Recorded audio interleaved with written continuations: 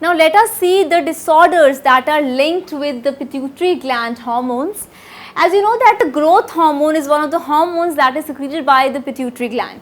So if there is too much of growth hormone, you can see, the increase in the size. If there is too little of the growth hormone that is secreted, you can see the size, you can see the growth of the body. And if there is right amount of growth hormone, then you can see the optimum or the appropriate growth of the body.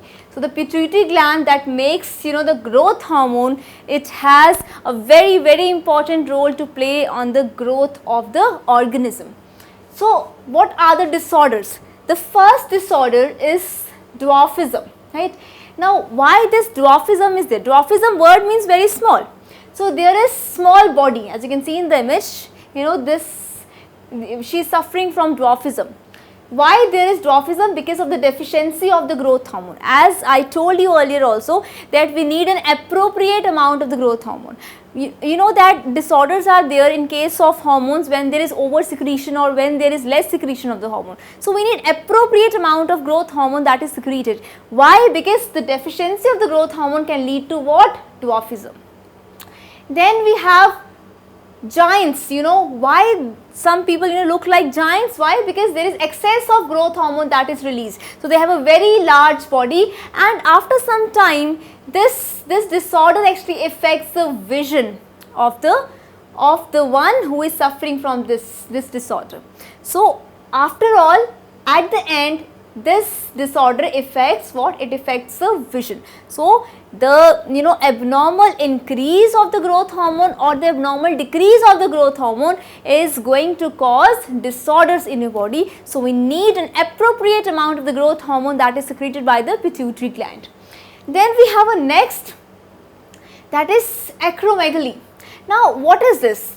It is the result of the excess secretion of the growth hormone when adult size is reached. So it is the extreme condition. So it is what? It is the extreme condition. This word means only the extreme condition.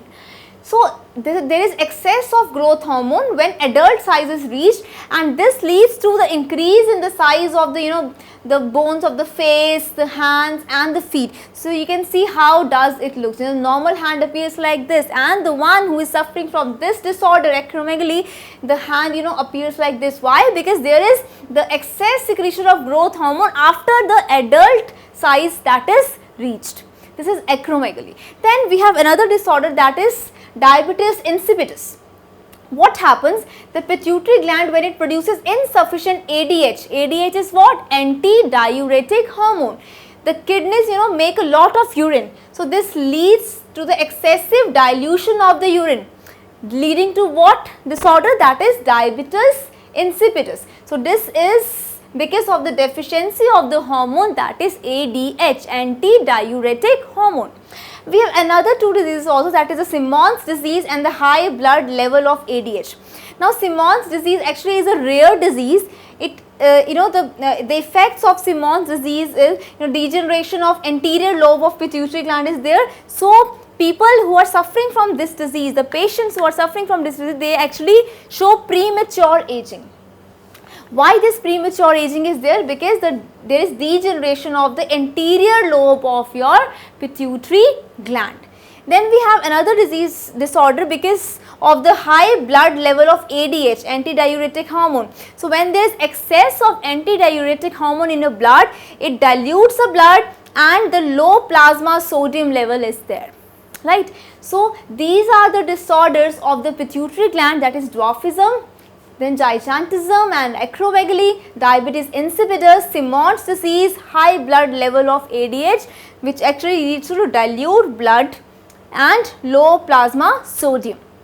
So you can make out that we need the appropriate amount of the hormones so that we do not suffer from any such disorder. These are the disorders of the pituitary gland which are there because of the abnormal increase or decrease of certain hormones that are secreted by the anterior lobe, or you can say the posterior lobe of the pituitary gland.